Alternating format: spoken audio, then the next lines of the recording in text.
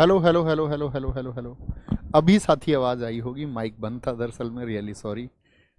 प्रणाम, नमस्ते, आप सब लोगों का स्वागत है। ठीक है, आज हम क्लास करने वाले हैं मंदिर। मैं आपको इस टॉपिक की सार्थकता बता रहा था कि एसएससी के लिए कितना इम्पोर्टेंट टॉपिक है या नहीं है। मैं कह रहा था कि ये बहुत इम्पोर्टेंट टॉपिक तो नहीं है, लेकिन इसको इग्नोर नहीं कर सकते। कई बार इससे क्वेश्चन पूछे जाते हैं। अगर मैं कहूँ नॉर्थ और साउथ के टेम्पल दोनों हम इसमें कवर करेंगे 2 क्लासेस में, थोड़ा थोड़ा, ज़्यादा नहीं। साउथ के टेम्पल्स ज़्यादा महत्वपूर्ण है, वहाँ से ज़्यादा क्वेश्चन बनते हैं। जैसे अभी यूनेस्को की 42वीं साइट होयसल के मंदिर बन गए, तो वहाँ से क्वेश्चन अब पूछा जाएगा, लगभग 1-2 साल तो पूछा जाता रहेगा जी। ठीक है, तो ये हम आज शुरू करेंगे। क्या क्या महत्वपूर्ण है वो मैं इंपोर्टेंट मार्क करता रहूँगा, क्या क्या पूछा जा सकता है वो भी मैं आपको बताता रहूँगा। ठीक है, अभी आवाज़ आई ना सबको? एक बार बताएंगे थम्स अप करके कि अभी आवाज़ आई ना, बता देना भैया सब लोग, तभी आगे बढ़ेंगे।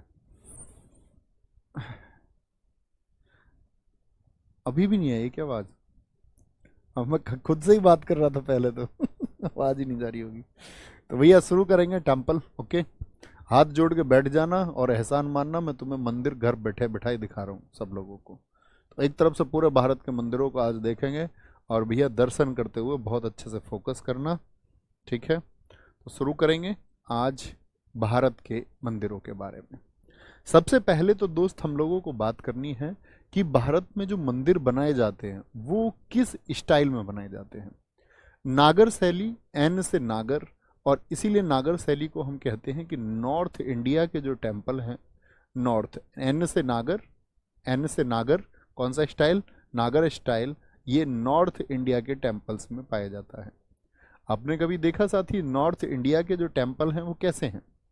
वो बहुत ऊंचे नहीं हैं। साउथ के टेम्पल आपने देखे होंगे, दक्षिण के टेम्पल ऊंचे होते हैं। साउथ के जो मंदिर हैं, दक्षिण भारत के जो मंदिर हैं, वो बहुत ऊंचाई के होते हैं। तो जो दक्षिण भारत के मंदिर हैं वो द्रविड़ में बनाए गए हैं, द्रविड़ में, साउथ। और साउथ के लोगों को भी हम क्या कहते हैं? साउथ के लोगों को भी हम द्रविडियंस बोलते हैं। जैसे लैंग्वेज है हमारी, मराठी भाषा है, उसको छोड़ करके बाकी जितनी भी हैं, जैसे तेलुगु है, तमिल है, मलयालम है आपका, इन सभी भाषाओं को, तुलु हो चाहे, फिर इनको हम क्या बोलते हैं? Dravidian language. क्योंकि दक्षिण भारत को ही द्रविड़ के नाम से जाना जाता है, वहाँ के लोगों को, निवासियों को, कल्चर को। ठीक है, बेसर थाली, बेसर जो आपका, बेसर जो होता है साथी, बेसर किसका होता है? ये आपका क्या बोलोगे? नागर, और आपका जो द्राविडनीय है आपका, द्राविडियन, उन दोनों का मिक्सअप है बेसर शैली। तो सबसे पहला तो बेसिक प्रश्न यहाँ से तैयार होता है, जिसको आप लोगों को हमेशा ध्यान रखना है। ठीक है, कोई दिक्कत, कोई परेशानी? जैसे नॉर्थ में आपका मैं बात करूं, अभी राम मंदिर है, तो राम मंदिर किस शैली में बना है, ये प्रश्न बहुत पूछा जाएगा, क्योंकि राम मंदिर बहुत चर्चाओं में रहा। तो राम मंदिर किस शैली में बना है, कितने लोग जानते हैं? करंट अफेयर्स में पढ़ा हो तो कहेंगे जी नागर शैली में बना है। किस में बना है? नागर स्टाइल में बना है, नागर शैली में बना है। ये मंदिर का यहाँ पर फोटो है। मंदिर का जो भाग होता है साथी, जैसे इधर से क्या हो गया आपका, ये मंदिर जो है एंट्री हो गई इधर की। ये फोटो आपको भी लिखा हुआ मिलेगा। यहाँ पर ये ब्लू जो साइन लिखा हुआ है, ब्लू जो एरो है, इसके दिखाया गया है कि ये यहाँ पर मुख्य मंदिर है। और मुख्य जो मंदिर होता है साथी, वहाँ पर एक गर्भगृह होता है, और गर्भगृह में देवता होते हैं। यहाँ से आपका कौन, जो श्रद्धालु होते हैं, वो भक्तजन इधर से आते हैं, मंदिर में प्रवेश करते हैं, और कहाँ पर पहुँचते हैं? अंत में मुख्य देवता की तस्वीर पर। जहां पर गर्भगृह, गर्भगृह के जो ऊपर है इसको बोलते हैं कलश। सबसे ऊपर क्या होता है? कलश होता है, कलश होता है। मुख्य देवता यहाँ पर क्या है? ये आपका, ये गर्भगृह है। गर्भ, जैसे हम अपनी माता के गर्भ में रहे ना, तो ये मंदिर का गर्भ है। ओके, कलश के नीचे आपका अमालका होता है। अमालका क्या होता है? ये अमालका है कलश से नीचे, यानी जो शीर्ष है, शीर्ष के निचला जो आधार होता है उसको क्या कहते हैं? अमालका। और अमालका से नीचे जो होता है उसको हम बोलते हैं शिखर। क्या बोलते हैं? शिखर। जो मुख्य मंदिर है, मुख्य मंदिर अर्थात आपका जो गर्भगृह से पहले जो थोड़ा निचला हिस्सा है, इससे क्या है? थोड़ा निचला है, इसको हम बोलते हैं आपका मंडपम। क्या कहते हैं? मंडपम कहते हैं। ठीक है। और जो इसका निचला हिस्सा है ये अर्ध मंडपम होता है। क्या होता है? ये अर्ध मंडपम होता, आधा मंडप होता है, अर्ध मंडपम। ये जो साथी आपका, ये जो संरचना है ये मंदिर निर्माण की संरचना है। क्या बोलेंगे? ये मंदिर निर्माण की संरचना है। कोई दिक्कत, कोई परेशानी? अच्छा, इन सभी पर आप आएंगे। गर्भगृह, गर्भगृह क्या होता है? क्वेश्चन पूछा जाएगा। मंदिर का सबसे भीतरी भाग जहां देवता की मूर्ति रखी होती है उसको क्या बोलते हैं? क्या बोलेंगे? उसको क्या बोलते हैं? गर्भगृह। मैंने अभी बताया।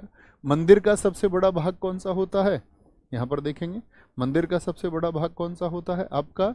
जो ये तो बोला अर्धमंडप, ये मंडपम। मंदिर का सबसे बड़ा भाग, ये अंतिम जो सबसे ऊंचा हिस्सा, सबसे बड़ा भाग वही होता है, उसको मंडपम कहते हैं। ठीक है। अंतराल जो होता है ये गर्भगृह और मंडप के बीच में छोटी जगह होती है। आमलक, जिसको हमने कलश कहा, यह शिखर पर स्थापित होता है, यानी मंदिर की कहां पर साथी? आपका जो चोटी होती है, मंदिर की जो चोटी है वहां पर स्थापित होता है। गोपुरम, विशाल प्रवेश द्वार स्तंभ। गोपुरम क्या होता है? जो एंट्री गेट होता है, एंट्री गेट होता है, बहुत बार पूछा जाता है। उस पर द्रविड़ शैली में बना होता, उन मंदिरों में ज्यादा मिलता है, साउथ के मंदिरों में। सबसे ऊंचा जो गोपुरम है वो रंगनाथ स्वामी मंदिर का है, तमिलनाडु में। और विमान क्या होता है? मीनार की, मुख्य मीनार का, मंदिर जो है उसकी जो मुख्य मीनार है, मेन टावर, मेन टावर। जैसे भैया चित्र में हमको दिखाओ थोड़ा, कहां पर है विमानन? तो विमानन किसको बोलते हैं साथी? ये जो कलश है, जो शिखर है, शिखर है, इसको हम विमानन कहते हैं। ठीक है। मुख्य मंदिर गर्भगृह के ऊपरी भाग को हम विमानन कहते हैं। बहुत बढ़िया, मोहम्मद अरशाद इमाम, बहुत अच्छा लिखा है। चंद्रकांत सोमपुरा आर्किटेक्ट हैं राम मंदिर के अयोध्या में, बहुत शाबाश। अब चलते हैं आप लोगों को भैया हाथ जोड़ लें, उत्तर भारत के प्रमुख मंदिर, नॉर्थ इंडिया। कौन कौन से मंदिर हैं? वैष्णो देवी जी का मंदिर सब लोग जानते होंगे, कितने लोग चढ़ाई करके जाते हैं, लगभग वहां पर भैरव बाबा का मंदिर भी है ऊपर। तो वैष्णो देवी जी का मंदिर भारत के किस राज्य में है? तो आप बोलेंगे भैया कहाँ पर है? आपका जम्मू कश्मीर, यूटी में है। रणवीरेश्वर मंदिर, सारा का सारा रण किसके लिए है हमारा? यहाँ पर जम्मू कश्मीर में ही तो रण है, तो रणवीरेश्वर मंदिर महाराजा रणवीर ने बनवाया। अमरनाथ गुफा, फोटो जो लगे हुए हैं इसका मतलब ये पहला जो फोटो है वैष्णो देवी जी का है। ठीक है। दूसरा जो है वो रणवीरेश्वर जी का, और तीसरा आपका ये अमरनाथ। अमरनाथ में क्या होता है साथी? बर्फ स्वयं शिवलिंग के रूप में परिवर्तित हो जाती है। शिवलिंग, शिवलिंग तो सारे लोग समझते होंगे। शिवलिंग क्या है? जैसे हमारे यहाँ अगर हम बात करते हैं साथी, भगवान शिव जी को समर्पित है। किसको है? किसको समर्पित है? भगवान शिव को यह आकृति समर्पित है। दूसरा होता है ज्योतिर्लिंग, कि भगवान शिव ने अपने भक्तों को धरती पर आकर जो दर्शन दिए, जिन जिन स्थानों पर उन्होंने अपने भक्तों को दर्शन दिए, वो सब ज्योतिर्लिंग है। वो सब क्या है? ज्योतिर्लिंग। तो यहां से हमको एक मंदिर याद रखना महत्वपूर्ण, वैष्णो देवी जी मंदिर। दूसरा मंदिर अमरनाथ गुफा मंदिर, कहां पर है? जम्मू कश्मीर में। रघुनाथ जी का मंदिर जम्मू कश्मीर में। खीर भवानी मंदिर महत्वपूर्ण मंदिर है, कहां पर है? जम्मू कश्मीर में। खीर भवानी जम्मू कश्मीर के लिए याद है क्या कहा था? दूध मांगोगे तो चीर देंगे, ऐसा था क्या? नहीं, ऐसा था कि दूध मांगोगे तो खीर देंगे और कश्मीर मांगोगे तो चीर देंगे। तो भैया खीर की बात कहां पर हुई थी? खीर की बात हुई है कश्मीर में। कहां पर हुई है? क्या बोलेंगे? खीर की बात हुई है कश्मीर में। सूर्य मंदिर अशोक के पुत्र जलुका ने बनवाया। अब कई बार क्या होता है कि सूर्य मंदिर देखते ही एसएससी के एस्पायरेंट प्रश्न को गलत कर देते हैं। वो क्या करते हैं? वो एक सीधा फैक्ट याद रखते हैं सब, सूर्य मंदिर तो भैया उड़ीसा में है। कहां पर? सूर्य मंदिर तो उड़ीसा में है। लेकिन एमटीएस ने ये कमाल करके दिखाया, उसने उड़ीसा को विकल्प में ही नहीं दिया, उड़ीसा को विकल्प में ही नहीं दिया। तो इसमें हम देखेंगे सूर्य मंदिर आते रहेंगे। तो जलुका का सूर्य मंदिर इसको कहते हैं, किसका बोलते हैं? जलुका का सूर्य मंदिर। तो मैं जब आपसे पूछूंगा, एक मंदिर और आएगा तब चर्चा वहीं पर करूंगा। जलुका का सूर्य मंदिर कहां पर स्थित है? ठीक है। क्या बोलेंगे? सन टेम्पल ऑफ जलुका कहां पर स्थित है? तो आप कहेंगे भैया वो जम्मू कश्मीर में स्थित है। ठीक है, जम्मू कश्मीर में। याद है ना, यही खीर भवानी मंदिर है जहां पर मैंने आपको एक मेला बताया था जम्मू कश्मीर में, खीर भवानी मेला। याद है? थम्स अप करके बताएं। खीर भवानी मेला आप लोगों को याद है कि नहीं है? जी भैया, बेसिक तरीके से पढ़ना है इनको। जो मैं महत्वपूर्ण बता रहा हूँ वो याद कर सकते हो, जो महत्वपूर्ण नहीं बता रहा हूँ, क्या उस मंदिर को हम छोड़ सकते हैं? जी भाई साहब, आप छोड़ सकते हैं। ठीक है, आगे क्या बोलेंगे? लद्दाख में अलसी चोसखोर मंदिर है, ये लद्दाख का टेम्पल है भैया, लद्दाख ऊंचाई पर स्थित है सबसे। हिमाचल प्रदेश में माँ चिंतापूर्णी देवी मंदिर और ज्वालामुखी मंदिर। ज्वालामुखी मंदिर, इसी ज्वालामुखी मंदिर को क्या किया था? अरब आक्रमणकारियों ने तोड़ दिया था। यही मंदिर है जिसके टुकड़ों को उन्होंने दे दिया था कि इसको वजन के किलो के रूप में इस्तेमाल करो, और मांस तोलने के लिए, मीट के मेजरमेंट के लिए दे दिया था। ठीक है, क्या बोलेंगे? ज्वालामुखी मंदिर, श्री हनुमान जाखू मंदिर, संकट मोचन मंदिर और हडिम्बा देवी मंदिर। अब ये जो फोटो लगे हुए हैं इनके क्रम कैसे हैं? तो उधर से माँ चिंतापूर्णा मंदिर ऊपर, ज्वालामुखी मंदिर कहाँ पर है आपका? दूसरा, क्या बोलेंगे? दूसरा आपका साथी यहाँ पर। ठीक है, श्री हनुमान जाखू मंदिर हो गया आपका, संकट मोचन नहीं यार, इधर से क्रम होगा शुरू। ये पहला फोटो है, मैं गलत बोल गया, ये दूसरा फोटो है। ज्वालामुखी मंदिर तो ये है आपका यहाँ पर। ठीक है, श्री हनुमान जाखू मंदिर ये है आपका, चौथा ये संकट मोचन मंदिर है, और पांचवा ये हडिम्बा देवी का मंदिर है। ओके, इस तरह से इनके क्रम में फोटो है। आगे उत्तराखंड, उत्तराखंड साथी क्या बोलेंगे? बद्रीनाथ टेम्पल, ये रहा बद्रीनाथ टेम्पल आपका। दूसरा केदारनाथ टेम्पल, सब लोग जानते हैं उत्तराखंड में जब बाढ़ आई। तीसरा सुरकंडा देवी मंदिर। ये दोनों बहुत इंपॉर्टेंट है, दोनों बहुत महत्वपूर्ण है। बद्रीनाथ को तो साथी हमारे 4 धाम में से स्थान मिला है। क्या बोलेंगे? 4 धाम में से स्थान मिला है। क्या कहेंगे? कहां पर स्थान मिला है? हमारे 4 धाम में स्थान मिला है। मैं अभी आपको 4 धाम के बारे में जानकारी दूंगा थोड़ी देर में। ठीक है, 4 धाम कौन कौन से हैं और जिनको मोक्ष का मार्ग बताया गया है। उनमें से बद्रीनाथ एक है। अच्छा, कितने दोस्त बताएंगे केदारनाथ धाम है कि नहीं है? तो आप कहेंगे नहीं है भैया। ठीक है, नहीं है। केदारनाथ की अपनी कहानियां हैं साथी। उत्तराखंड में बाढ़ आई थी, आप सारे लोगों को पता हो, सब कुछ तहस नहस हो गया था, मंदिर बस बच गया था। और कहते हैं कि यहीं से जाकर के पांडवों ने अपने अंतिम समय में क्या मोक्ष का जो मार्ग था उसको तय किया। और यहाँ पर पीछे पर्वत भी है, जहाँ पीछे कहते हैं कि भैया कैलाश पर्वत है, वहाँ पर एक मोक्ष का मार्ग बताया गया है। कहा गया है कि स्वर्ग जाने का रास्ता वही है। और सबसे बड़ी बात है कि इस कैलाश पर्वत को कोई आज तक फतेह नहीं कर पाया। मतलब इससे ज़्यादा ऊंचाई माउंट एवरेस्ट, इससे ज़्यादा ऊंचाई के बाकी पर्वतों पर लोग चढ़े हैं, लेकिन कैलाश पर्वत को कोई नहीं चढ़ पाया। सिर्फ एक इंसान के बारे में जानकारी मिलती है, जिसके बारे में सिर्फ कहानियां हैं, जिसके बारे में सिर्फ अफवाहें हैं। मिला रेपा नाम का एक इंसान था जिसने इसको फतेह कर लिया। कहते हैं उस पर भगवान शिव का आशीर्वाद था, वो कई जगह देखा गया। मतलब वो कहानियां हैं, ठीक है, कल्पनाएं हैं, और उसमें कितनी वास्तविकता है इसके बारे में कोई नहीं जानता कि वास्तविक है भी या नहीं है। दोनों ही चीजें संभव हैं। तो ये केदारनाथ टेम्पल हो गया, दोनों महत्वपूर्ण हो गए साथी। मनसा देवी का मंदिर कहाँ पर है साथी आपका? नंदा देवी मंदिर कहाँ पर है? और नैना देवी मंदिर। तो देवियों के जो मंदिर हैं साथी, सबसे प्रमुख मंदिर कहाँ पर है? 9 देवी का मंदिर। हमारे यहाँ तो बहुत लोग जाते भी हैं कि 9 देवी की चढ़ाई करने जा रहे हैं, 9 देवी के दर्शन करने जा रहे हैं। ठीक है, ज्यादातर मंदिर आप लोगों के सुने हुए होंगे। तो नंदा देवी, मनसा देवी, नैना देवी। अब आते हैं भारत के 4 धाम। ठीक है, 4 धाम क्या है साथी? भारत के 4 धाम भारत की 4 दिशाओं में है।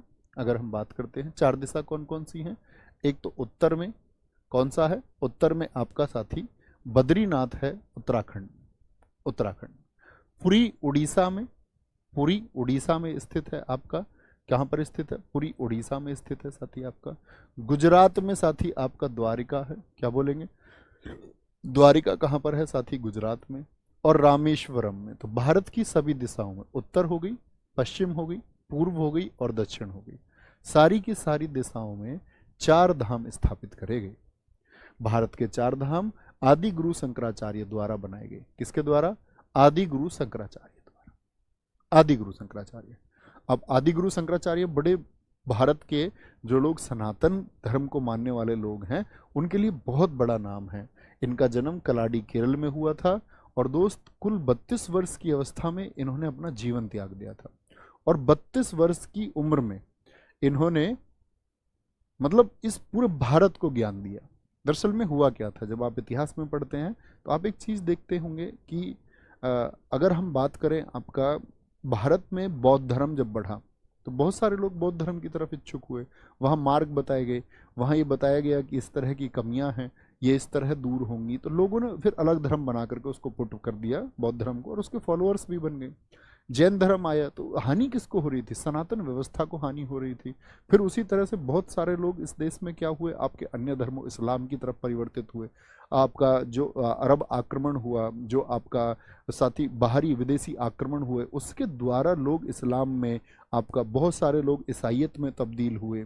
ठीक है, तरह तरह के प्रलोभन, डर की वजह से बहुत सारे लोग शिक्षाओं से साथ ही क्या है, अपनी शिक्षाओं को, उस विचारधारा को समर्पित करके कि हाँ ये विचारधारा तो मेरे लिए ही है, उस मार्ग पर चले गए। तो उन स्थितियों में आदि गुरु शंकराचार्य ने पूरे भारत का दौरा किया पैदल, और लोगों से इन्होंने संवाद स्थापित किया, लोगों से इन्होंने चर्चा की। बहुत बड़े बड़े ऋषियों से, बीच में जो लोग विरोधी थे सनातन के, उनसे इन लोगों ने क्या किया, इन्होंने भाष्य किया, उन लोगों से बहस की, उन लोगों को तर्क दिए, और ये स्थापित किया कि ये सनातन व्यवस्था है ना, इसको गलत तरीके से परोसा और या गलत तरीके से मरोड़ करके पेश किया जा रहा है, जिसके क्या है, दूरगामी प्रभाव ये हो रहे हैं। अद्वैत दर्शन इनका इसी बात पर है साथी। ठीक है, तो बद्रीनाथ कहाँ पर है? उत्तराखंड में, पुरी उड़ीसा में, द्वारिका गुजरात में, रामेश्वरम तमिलनाडु में। अब इनका एक मठ है, जैसे आपने अभी रिसेंट में कुछ खबरें सुनी होंगी।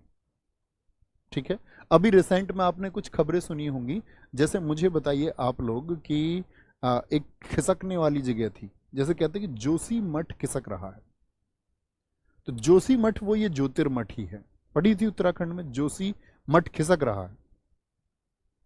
ठीक है, तो ज्योतिर्मठ है, पुरी में जो मठ है आपका, यानी रुकने का उससे पहले स्थान है, वो साथी आपका गोवर्धन मठ है, फिर शारदा मठ है, और फिर रामेश्वरम तमिलनाडु में है आपका वेदांत मठ।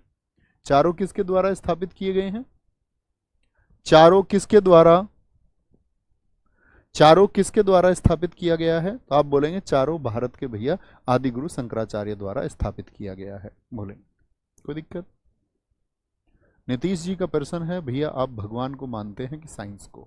मैं दोनों को मानता हूं भाई, दोनों को, मैं दोनों को मानता हूं। ठीक है, बहुत सारे ऐसे प्रश्न, देखो मेरा मानना ये है, आप भी बैठ के सोचोगे ना, मेरा मानना ये है कि ये हमारी पृथ्वी है, ये चंद्रमा है, बहुत सारे ग्रह हैं, एक सूर्य से जुड़े हुए हैं, ऐसा ही है ना? एक आकाश गंगा में लाखों करोड़ों सूर्य हैं, और फिर लाखों करोड़ों आकाश गंगाएं हैं, और फिर उसी तरह से लाखों करोड़ों नक्षत्रों के द्वारा मधे हुए हैं। तो एक बहुत बड़ा सिस्टम है। मैं ये मानता हूं, जब मैं विचार करता हूं बैठ के, तो मैं ये सोच पाता हूं कि इतनी बड़ी व्यवस्था चुटकी से तो नहीं बन सकती। इतनी बड़ी व्यवस्था जिसमें हर इंसान को, आपकी बॉडी आप देखिए, हर एक फंक्शन उसमें दिया हुआ है, हर जीव के जीने की प्रक्रिया, नेचर, उसका संबंध, आपकी शारीरिक प्रक्रियाएं, सब कुछ एकदम सिस्टमैटिक और हमेशा से है। तो जब मैं बैठता हूं, मैं विचार करता हूं, तो मैं सोचता हूं कि इतनी बड़ी संरचना ये तुक्के से तो नहीं बन सकती। मतलब चुटकियों से तो कुछ किसी ने नहीं बनाया, इसमें बड़ी फंक्शनिंग लगी होगी। और मैं मानता हूं कि वो परम शक्ति जो इस दुनिया को संचालित करती है, ये मेरा अपना थॉट प्रोसेस है, आप माने ना माने वो आपका निजी चुनाव है, उसका भी सम्मान है, लेकिन ये मेरा मानना है कि हाँ, एक शक्ति है, एक पावर है जो विद्यमान है और जो सब कुछ नियंत्रित किए हुए है। बहुत सारे लोग उसको इसलिए नकार देते हैं कि भैया वहां गलत हो रहा है, वहां गरीबी है, वहां ये है। उसने आपको सिस्टम दिया है, उस सिस्टम को बनाने की जिम्मेदारी हम इंसानों की थी। तो कहीं पर कुछ सिस्टम बिगड़ रहा है, कहीं अपराध हो रहा है, कहीं बच्चे भूखे मर रहे हैं, उसके लिए सरकार, इंसान, ये सब पूरी मानवता जिम्मेदार है। आज हम देश में ये नहीं चिल्ला सकते कि मेरा बच्चा भूखा मर रहा है, इसका मतलब है ये इस देश की पॉपुलेशन को 135 करोड़ पर किसने पहुंचाया? कनाडा में ये शोर क्यों नहीं है कि भूखे मर रहे हैं लोग?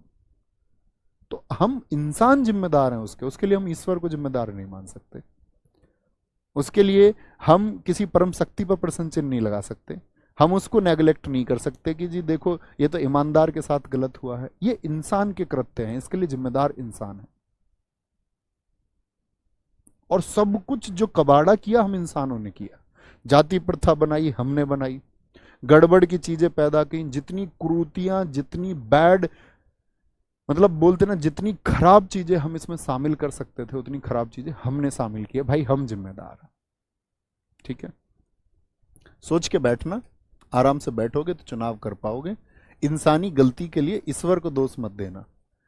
बोले कि ये तो मैं तो भगवान को नहीं मानता, मेरा सिलेक्शन नहीं हुआ।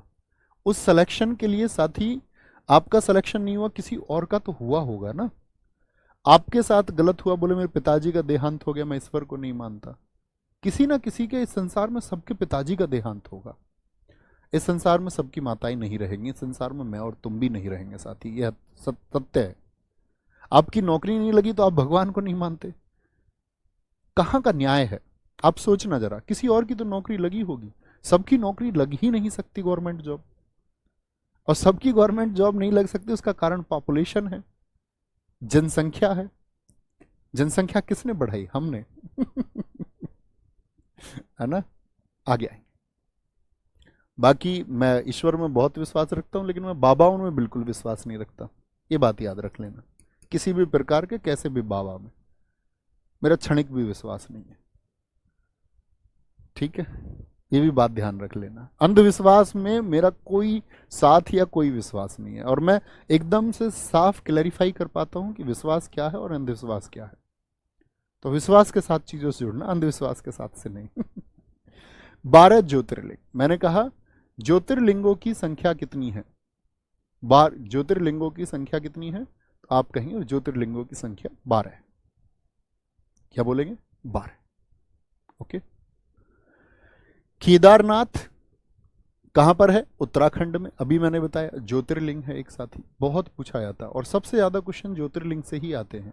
घुमरेश्वर महाराष्ट्र में है, भीमा शंकर महाराष्ट्र में है, त्र्यंबकेश्वर पहाड़िया महाराष्ट्र में हम सब पढ़ते हैं, मल्लिकार्जुन आंध्र प्रदेश में। ओंकारेश्वर से बहुत क्वेश्चन पूछा जाता है। ओंकारेश्वर ज्योतिर्लिंग कहां पर है? मध्य प्रदेश के साथ ही ये दो हैं। कौन सा है? दूसरा कहां गया? महाकालेश्वर, जहां पे भस्म आरती होती थी।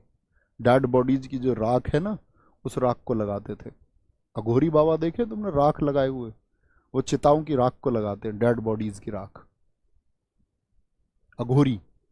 महाकालेश्वर और ओंकारेश्वर दोनों बहुत पूछे जाते हैं। रामेश्वरम एक धाम भी है, एक ज्योतिर्लिंग भी है, बहुत महत्वपूर्ण है। वैद्यनाथ बहुत पूछा जाता है, झारखंड का। क्या बोलेंगे? और सोमनाथ, इसको सबसे पहला ज्योतिर्लिंग माना जाता है। सोमनाथ को सबसे पहला ज्योतिर्लिंग है ये। यहाँ पर मतलब चंद्रमा की कहानी है कि राजा दक्ष की पुत्रियाँ थी 27, उनकी शादी उन्होंने चंद्रमा से कर दी, लेकिन वो प्रेम करते थे चंद्रमा रोहिणी को। रोहिणी जानते, एक नक्षत्र है। तो उन्होंने शिकायत की बाकी ने जाके कि पिताजी ऐसे ऐसे उस एक को ज़्यादा प्रेम करते हैं, हमको कम करते हैं। तो उन्होंने श्राप दे दिया उनको। फिर चंद्रमा को स्वयं पूजा करनी पड़ी गुजरात आके सोमनाथ पर। आक्रमण भी हुआ इस पे, आपने देखा होगा 17 बार तो आपका आक्रमण हुआ गजनवी का भारत पर। उसमें से गजनवी ने ही सोमनाथ को लूटा था। जब इतिहास आप पढ़ते होंगे 1025 उसका 16वां आक्रमण इसी पर था, सोमनाथ पर। उत्तर प्रदेश में भी साथी यूपी के एग्जाम्स के लिए बहुत इंपॉर्टेंट बात होती है। उत्तर प्रदेश का अकेला ज्योतिर्लिंग कौन सा है? बाबा विश्वनाथ, काशी में है। ठीक है, ये याद रखेंगे, ज्योतिर्लिंग है। ज्योतिर्लिंग किनको आपका समर्पित है बताएंगे? भगवान, कौन से भगवान जी को? भगवान शिव को भैया समर्पित है, भगवान शिव को। क्वेश्चन कैसे पूछा जाएगा? पूछेगा ओंकारेश्वर ज्योतिर्लिंग भारत के किस राज्य में स्थित है? बड़ा महत्वपूर्ण प्रश्न बनेगा। हरियाणा का थानेश्वर महादेव मंदिर। हरियाणा तो जगह का नाम है, थानेश्वर। थानेश्वर आप पढ़ेंगे इतिहास में, जब राजा हर्षवर्धन को आप पढ़ेंगे 606 से 647 तक भारत में एक राजा था हर्षवर्धन। वो दरअसल में उनके जो पूर्वज थे वो हरियाणा के थानेश्वर का था, पुष्यभूति वंश। बाद में यूपी में कन्नौज में आकर के उन्होंने शासन किया। तो उसी थानेश्वर में है थानेश्वर महादेव मंदिर। ठीक है। शीतला माता का मंदिर कहाँ पर है? ये भी हरियाणा में। एकलव्य माता का मंदिर कहाँ पर है? हरियाणा में। भूतों का मंदिर हरियाणा। एटलस मंदिर कहाँ पर है? हरियाणा में। ठीक है। पंजाब का दुर्गियाना मंदिर और स्वर्ण मंदिर। स्वर्ण मंदिर से क्वेश्चन पूछा जाता है। ठीक है, महाराजा रणजीत सिंह ने इस पर ये छत्र चढ़वाया था। ये गोल्ड का वर्क है, ये सारा सोने का वर्क, स्वर्ण मंदिर, ठीक है। दुर्गियाना मंदिर कहां पर है? ये पंजाब में। यहां देखेंगे ध्यान से, ये कौन सा है? स्वर्ण मंदिर। इसको बोलते हैं गोल्डन टेम्पल। बहुत इंपॉर्टेंट है। मुझे बताओगे गोल्डन टेम्पल पंजाब के किस शहर में है? तो आप कहेंगे गोल्डन टेम्पल भैया अमृतसर में, अमृतसर में। और जो हमारे सिख लोग हैं, जो सिख धर्म के लोग हैं, उनके लिए बहुत पूजनीय है। बड़ा आपको याद भी होगा, एक बार तो ये हाईलाइट हुआ 1984, आप लोग भी पढ़ते होंगे, ऑपरेशन ब्लू स्टार, बहुत किताबें लिखी गई हैं। दरअसल में कांग्रेस का ही द्वारा पैदा किया गया एक व्यक्ति था, कांग्रेस ने ही उसको पावरफुल बनाया, जरनैल सिंह भिंडरेनवाला। और जरनैल सिंह भिंडरेनवाला को जब बहुत पावर मिली तो उसने सोचा कि मैं किसी सरकार के अधीन रहूं। सरकार के द्वारा ही क्रिएट किया गया था उस टाइम पे, इंदिरा गांधी जी की सरकार के दौरान में। फिर उसने अपनी पावर्स के द्वारा उसको अलग कर लिया। फिर उसने डिमांड की खालिस्तान की, कि हमारा एक अलग होना चाहिए। उन्होंने कहा कि आपने अगर मुसलमानों को पाकिस्तान दिया, एक अलग नेशन आपने दिया, तो एक नेशन फिर सिखों का भी होना चाहिए। फिर तो गवर्नमेंट खिलाफ हुई और ऑपरेशन ब्लू स्टार हुआ, इसी में अंदर हुआ, क्योंकि यहाँ पे बहुत सारे सिख जो हैं उन्होंने अपना फिर क्या बना लिया? अड्डा बना लिया। तो भारतीय सेना के द्वारा ऑपरेशन हुआ, स्वर्ण मंदिर में गोलियां चली अंदर, स्वर्ण मंदिर में मतलब टैंक भी चले, टैंक के द्वारा भी हमला हुआ। तो वो घटना कहलाती है हमारी ऑपरेशन ब्लू स्टार 1984 का। आगे आएंगे जी, राजस्थान। आप अक्सर देखते होंगे खालिस्तान की मांग के लिए अभी पीछे भी एक चर्चित हुआ था, बाद में खुलासा हो गया तो बात दब गई। नहीं तो मीडिया हमारे देश की तो अंधी हो चुकी है, उसको कुछ दिखता नहीं है, वो उसको हीरो बना के पेश करने लग गए थे। फिर बाद में खुलासा हुआ कि जो प्रमुख है वो लड़कियों से चैटिंग करता है। देखा तो मीडिया में कितना अभी इशू हुआ था। नेशन को तोड़ने की कोई बात नहीं होनी चाहिए। कनाडा में नारे लगते हैं भारत के खिलाफ, भारतीयों के खिलाफ नारे लगते हैं, वहां रह रहे भारतीयों को इसको फेस करना पड़ता है। ठीक है, आगे कोई दिक्कत, कोई परेशानी? भैया एक बात बताइए, आप, भैया मैं किसी को नहीं मानता, आप मेरी बात नहीं समझे। मैं ये कह रहा हूँ बाबा, फकीर, कोई कहने लगे ये आपका मौलवी, जो फर्जी ज्ञान देने वाले बेवजह के, मैं किसी को नहीं मानता। मैं कह रहा हूँ मुझे पता है मेरा विश्वास क्या है, ज्ञान देने की जरूरत नहीं है बिल्कुल भी। वो आपका अपना विजन है, मैं अपनी मांग, मैं ये थोड़ी कह रहा हूँ कि जो मैं मानता हूँ वो तुम मानो। मैंने ऐसा तो कहीं नहीं कहा। मैंने कोई तर्क या आपको वितर्क दिया कि भैया ऐसे माने और ऐसे नहीं माने।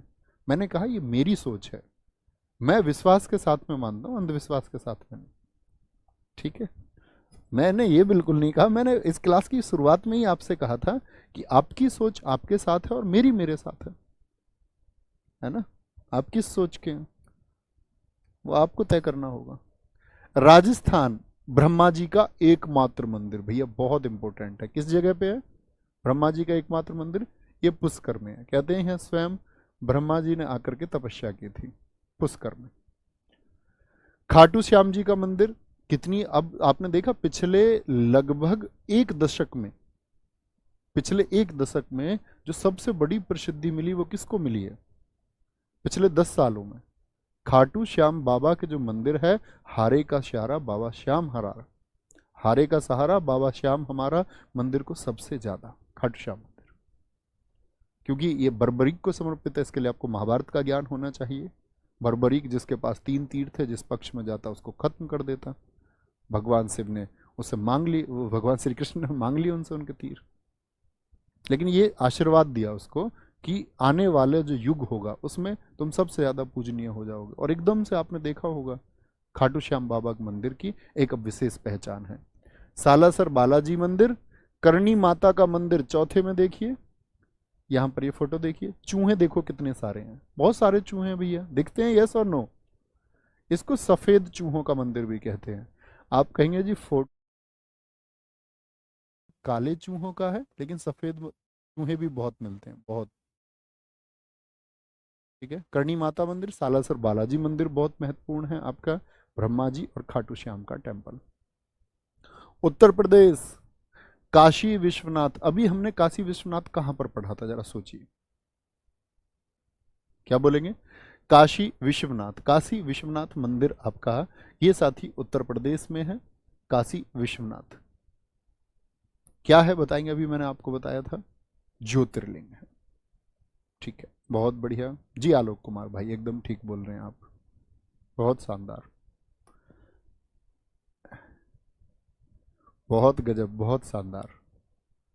सर ईश्वर को अगर मानते हैं तो पूजा करनी। भाई साहब सुनो, ये मैं मानता हूं कि हम आपके टीचर हैं, आप बहुत सारी चीजें पूछना चाहते होंगे, लेकिन आपको भी लगता है कि मतलब ये चुनाव आपके हैं, इसके लिए आपको सोचना होगा। वो आपका निजी चुनाव है, आप क्या करते हैं। किसी और के कहने से मत करो, मैंने क्या कहा, कौन क्या कहता उस बात को मत मानो, मेरी बात को बिल्कुल मत मानो। किसी के भी विचार सही और गलत हो सकते हैं, ठीक है।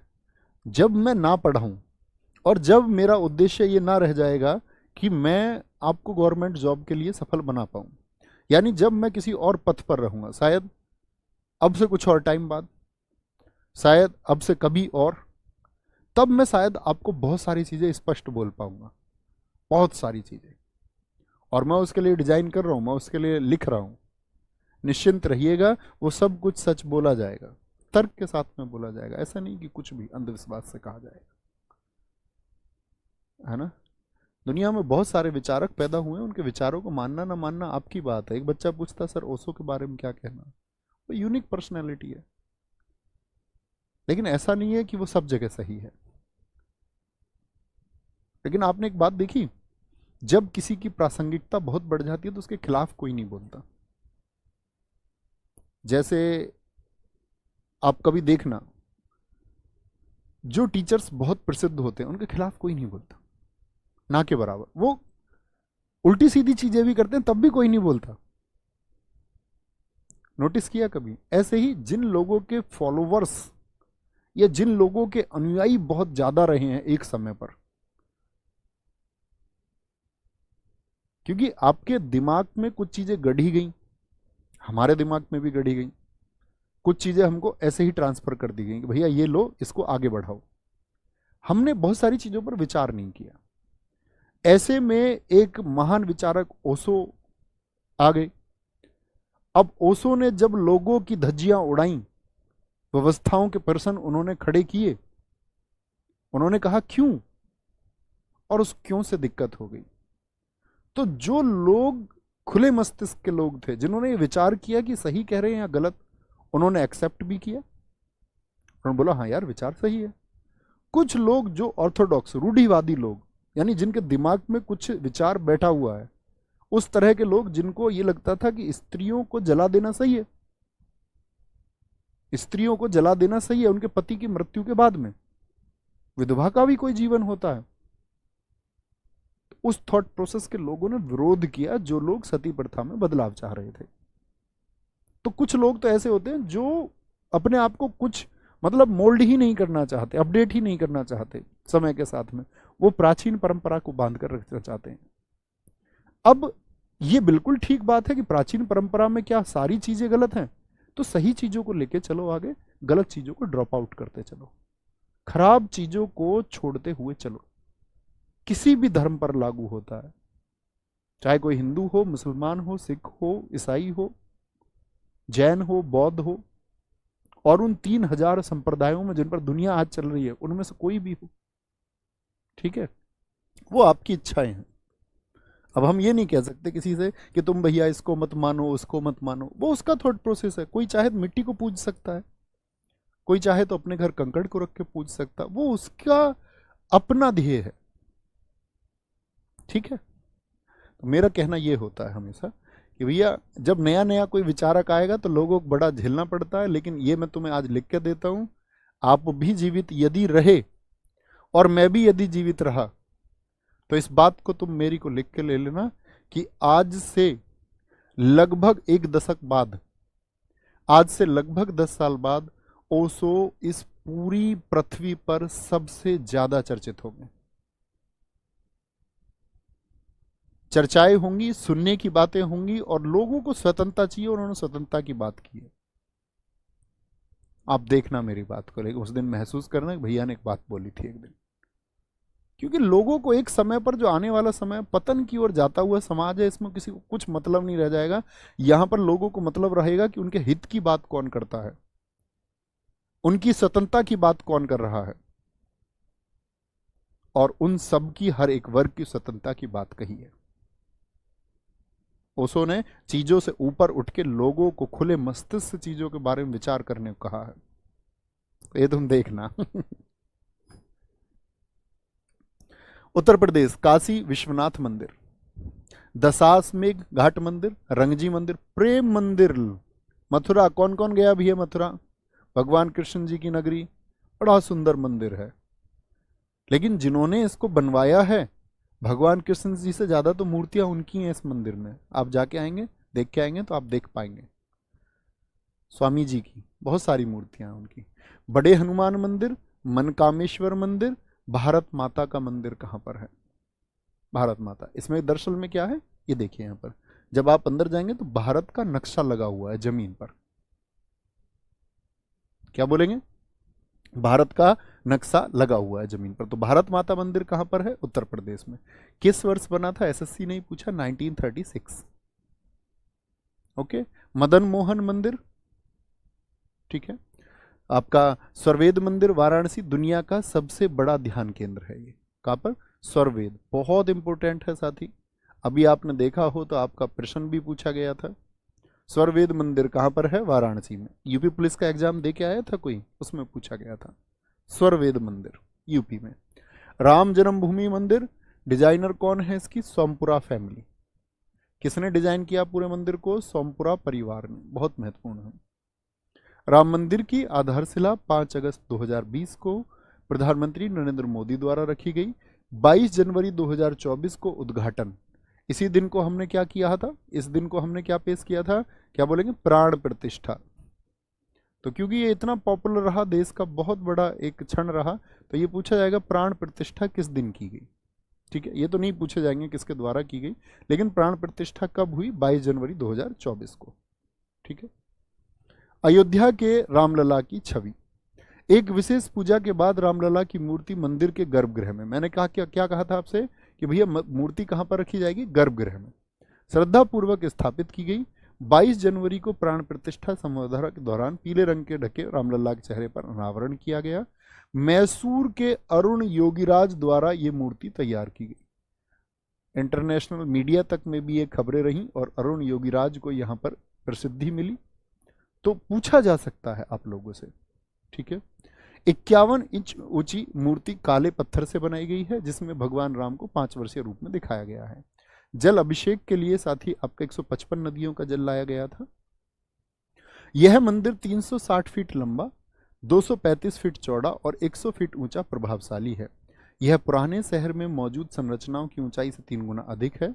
संरचना में 5 गुंबद और एक गर्भगृह के साथ एक टावर शामिल है, जो रामलला की मूर्ति पर सूरज की रोशनी पड़ने की अनुमति देता है। यानी उस तरह से डिजाइन किया गया कि सूरज की रोशनी भी गर्भगृह तक पहुंचे। फिर आता है नई दिल्ली का अक्षरधाम टेम्पल। क्या बोलोगे? भारत का सबसे बड़ा मंदिर कौन सा है? ये है भगवान स्वामी नारायण के लिए नई दिल्ली में, यानी भगवान विष्णु जी का रूप। स्वामी नारायण अक्षरधाम दुनिया का सबसे बड़ा व्यापक हिंदू मंदिर है। तो दुनिया का सबसे बड़ा मंदिर कौन सा बोलेंगे? अक्षरधाम होगा साथी। ठीक है, आगे आएंगे।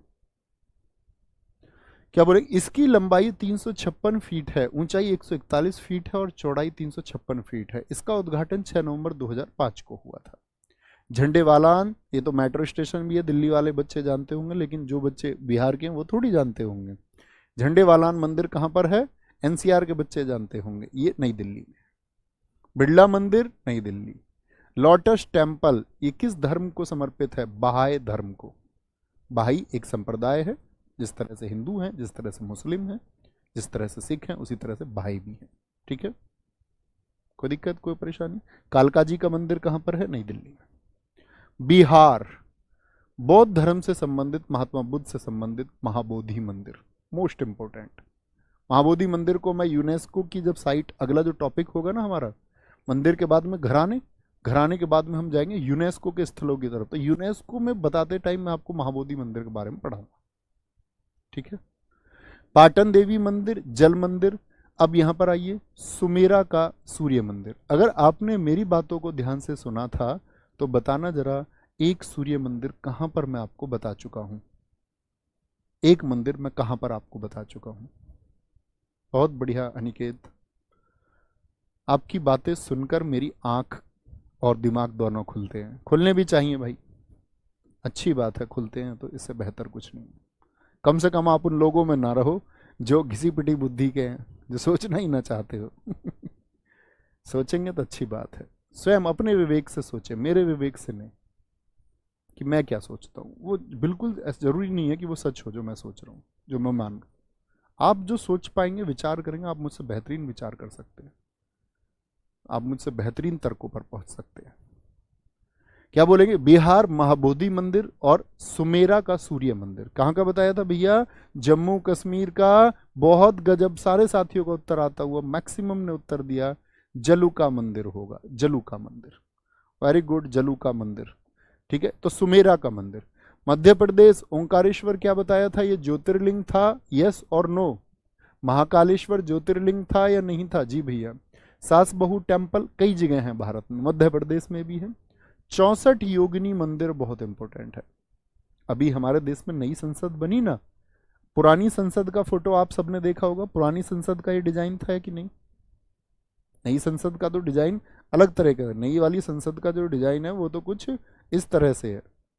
पुरानी संसद का डिजाइन इस मंदिर से समर्पित था, किससे? 64 योगिनी मंदिर के जैसा हमारा पुराना जो डिजाइन था वो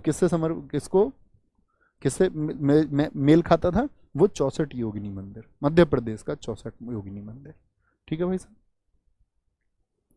आगे आएंगे, छत्तीसगढ़।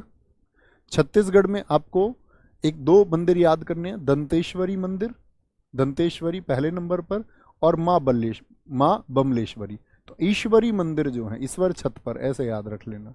ईश्वर तो हर जगह है, क्या बोलेंगे? ईश्वर तो हर जगह है, मानो तो सब जगह, ना मानो तो किसी भी जगह नहीं। झारखंड का वैद्यनाथ मंदिर, ये क्या बताया था? ये भी ज्योतिर्लिंग बताया था कि नहीं? जी भैया। हल्दी घाटी का मंदिर पूछा गया, ये भी पूछा गया था भैया एमटीएस में ही।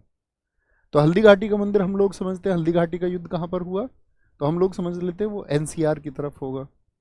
हम लोग समझ लेते हैं हल्दी घाटी होगा आपका हरियाणा में होगा, वहीं पर हम गलत कर देते हैं, ठीक है। क्या बोलेंगे? हल्दी घाटी मंदिर कहां पर है? झारखंड में है, झारखंड में, ठीक है। आज यहीं तक रखेंगे और कल हम फिर साउथ के टेम्पल शुरू करेंगे। यहाँ से पीडीएफ आप लोगों को मिल जाएगी। और मैं फिर कहता हूँ, उत्तर भारत से ज़्यादा महत्वपूर्ण मंदिर कहाँ के हैं? वो साउथ के हैं दोस्त, साउथ के। तो इन मंदिरों के ऊपर हम चलेंगे कल। कल मैं आपको बताऊंगा कौन से देवता को समर्पित हैं, किस तरह से, कौन कौन से महत्वपूर्ण मंदिर हैं, ठीक है। तो एक बार पढ़ते रहिए, आगे आएंगे। बहुत बढ़िया। शिवचरण गोस्वामी जी कह रहे, सर आप हम लोगों को तार्किक बना रहे हैं, रूढ़िवादी। बहुत थैंक यू मेरे दोस्त। एक कार्य है ये, ठीक है, जिसका भार मुझ पे है, ऐसे समझो। और मैं ये चाहता हूं कि आप प्लीज पॉजिटिव माइंडसेट के आदमी बने। किसी ने आपसे क्या कह रखा है, आपके दिमाग में क्या भर रखा है, उस सब को भूल कर आपको एटलीस्ट विचार करना होगा। ऐसा नहीं है जो आपके दिमाग में भरा, हो सकता है वो 100% सही हो, बस विचार कर लो उस पर, क्या सच में ये सही चीज़ है या ये गलत चीज़ है।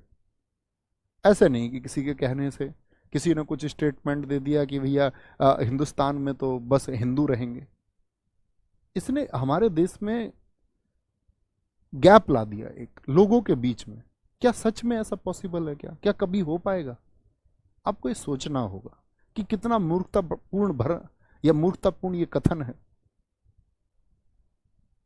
कि हम किसी और धर्म के लोगों को नहीं रहने देंगे। फिर हमारे लोग भी पूरी दुनिया में कहीं ना कहीं रहते हैं। तो हम उन चीज़ों की बात ना करें जो अतार्किक है, हमको तर्क के साथ में बात करें। हमको बात करनी है कि जो लोग इस हिंदुस्तान में रहते हैं उनके बीच में भाईचारा कैसे डेवलप होगा, इस तरह के कथनों से।